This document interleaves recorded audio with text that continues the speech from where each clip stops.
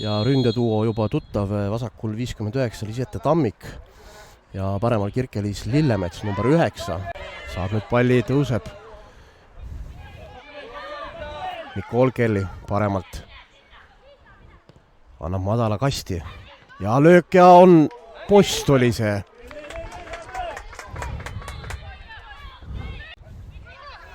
Aga jah, Senderus ebaõnnestub praegu.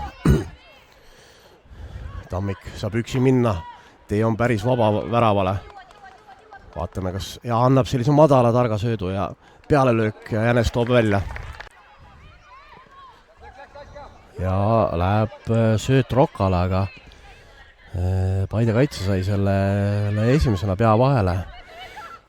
Tammik nüüd ilus sööt liini taha ja Lillemets saab Jänest mööda ja lööb selle värava ja 1-0 on läinud Paide seda mängu juhtima.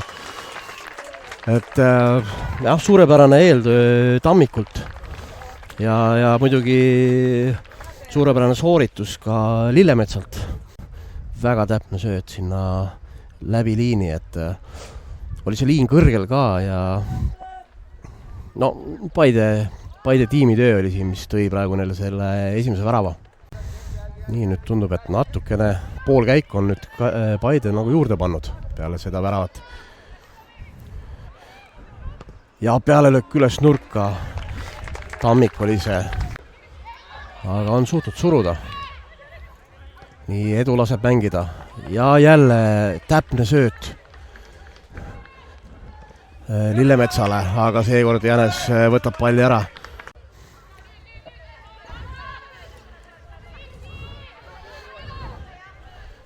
Tammik läheb sätib ja taha posti üritab ja siin nüüd näitas Jänes, mida ta oskab.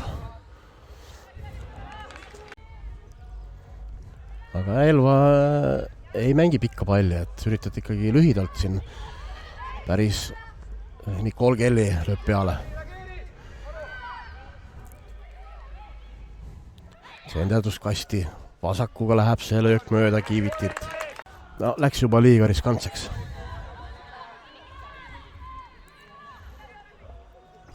Paremalt Tammik. Palliga tuleb kasti. Proovib ise värava ette, aga nurgalöök. Üle Puusa proovis. Peaga nüüd läks natuke vales suunas, et võib-olla oligi söödunud. Ja tõmmatakse Tammik maha. Pikvile vaatame, kas siin läheb kaardijälere ka käsi, aga vist.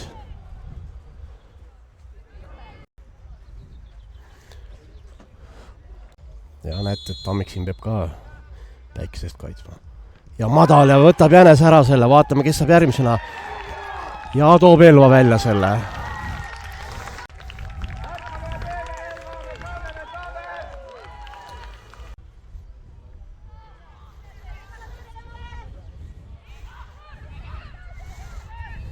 Nii, suurestab kõrgelt Paide. Nicole Kelly läheb löögile ja lööb värava. Et selline lühikesega alustamine nüüd lõpuks maksis kätte.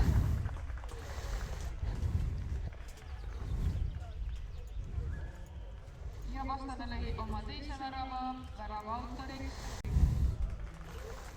Ja suure kannab vilja, et isegi siin 8 kõrvuti oli 2 Paide mängijat.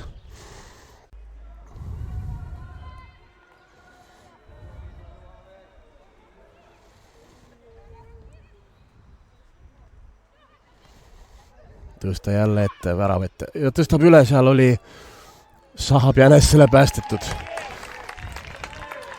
Vaatame, kas mängib jälle, jah. Mängivad lahti. Otse peale löök alla nurka ja sees.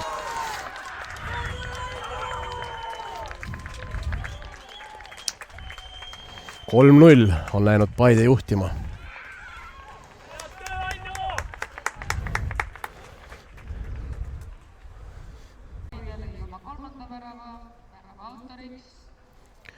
Number 18 värava autor siis Anne-Gret Kala. See läks sinna katus osaliselt vahetustega, nii et Tammik saab jälle, proovib sinna nüüd seekord vasaku õla peale, et ja lühidalt ikka, jah. Pall kasti sohtlikult ja jala peal tõstab selle üle.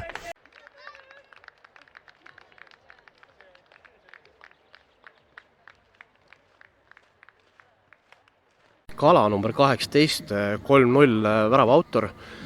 See oli küll nüüd kõige väiksem võit Elva vastu, mis te olete saanud, aga jäi mulje, kas ma eksin või ei eksi, et tegelikult ega te väga ei olnud paaniks ega ei pabistanud? Eks ühelt poolt võib-olla selline võrreldes teiste mängudega väiksem skoor, aga teiselt poolt nullimäng, mis oli meie üks eesmärkidest ja võit on võit ja see nullimäng oli meile väga oluline. Nüüd tuleb pikem paus, et teil on isegi, ma vaatasin, järgmine mäng oli 26. juulil, et ilmselt on teil teada ka juba, et kuidas see pikk paus sisustatakse? Eks mängijad on väga õnnelikult tegelikult selle pausi üle, et eks näha on, et seda on vaja. Tulebki selline paus, kus ei pea tegelema jalgpalliga mingi hetk, saab natuke suve nautida, ilusad ilmad nüüd. Aga jah, mingi aeg ikkagi tuleb võib-olla sellised individuaalsed jooksukesed, jõud ja siis juba jälle pallitrennid ja uuesti uue hooga. Vaatasin, et teil oli päris suur toetajaskond täna kaasas. Kas see käib iga kord või on nüüd täna just Elvas saanud see punkt, kus sõidetakse igale poole pühadeks laiali? Eks ma arvan, see Elva selline keskkond, mõnus ilm tegelikult kutsub ka rahvast palju kohale. Aga ka tegelikult Paides meil kodus käib päris palju publikut vaatamas, et väga tore on neid alati näha ja väga hästi elavad meile kaasa, nii et ja vaatasin ka, et olete, kui ma ei eksi nüüd jooksus tabelis liidrid, et palju õnne ja head puhkust ja häid saabuvaid pühi. Aitäh teile ka. Peatreener Kalmer Klettenberg. Järjekordne kaotus Paidele küll kõige väiksemate väravate arvuga, et mis sina arvad selle kohta, et kas taktikaliselt oli midagi muutunud, kas mäng oli erinev kui eelmised, kas midagi oli juurde pandud, mida minu või kõrvalseisjate silmad ei näinud? Tere minu poolt kõigile ka, et ja kõigepealt ma ütlekski seda, et see, mis ma ka mängijatele edasi ütlesin ja millele sa ka tähelepanu juba pöörasid, et seisu mõttes parem kui varem, et kui me alustasime hooaega ja talvel mängisime nende vastu, siis me ei saanud väga üle poolegi, rääkimata mingitest reaalsetest momentidest. Aga nüüd me olime, ma ütleks, tükk maad paremini mängus kui eelnevatel kordadel jällegi nende vastu, et mis on nagu hea ja mille me siit ka kaasa võtame. Ja ma usun, et ühel hetkel meil on põhjust ka rõõmustada pärast lõpuvilet, kui me Paidega mänginud oleme, sest meil 3 katset veel see aasta on jäänud vähemalt. Mis kas teisiti, nende mängu osas ma ei ütleks, sest lõppude lõpuks oleme juba 4. kord, kui me madistame oma vahel ja eks nad teevad mingeid asju nii, nagu nad ikka teevad. Meie ise küll natuke üht-teist tegime, tahtsime teha täna teistmoodi.